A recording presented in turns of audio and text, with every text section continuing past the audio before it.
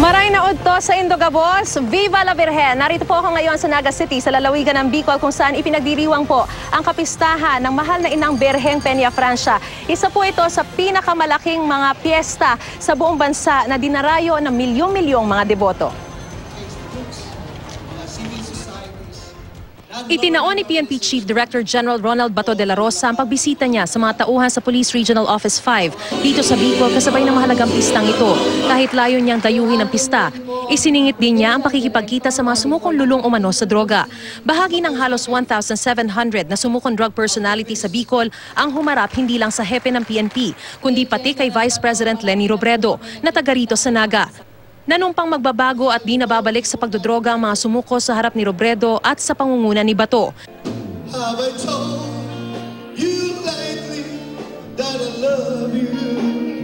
Inawitan pa ni Bato ang mga sumukong drug personality kasabay ng paghihikayat at pagbibigay abiso na maging high na sana ang mga ito sa musika sa halip na sa droga.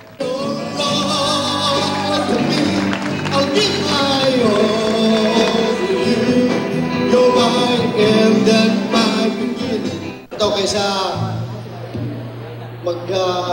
gagamit na ng shabu, gagamit na ng microphone, kumanta na ng kumanta. Bakit nagkakaroon ng war on drugs? It is because of you. Hindi yan para patayin yung mga drug lord. Hindi po yan. Kundi para isalba ang mga buhay ninyo. At ito'y araw na inyong pagbabalik loob sa Panginoon.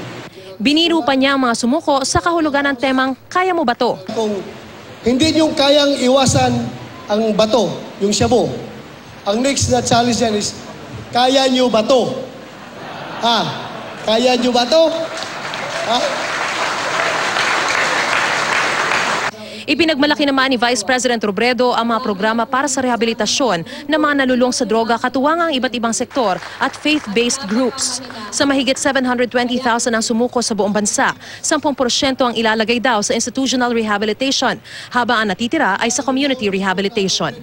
Hindi po kami naniniwala na pag tayo ay nagkamali, wala na tayong pag-asa. Pero ang paniwala po natin, pag tayo ay nadapa, pag tayo ay nagkamali, tutulungan namin kayo lahat na makabalik doon po kung saan tayo nanggaling, na masaya pa tayo sa ating mga sarili.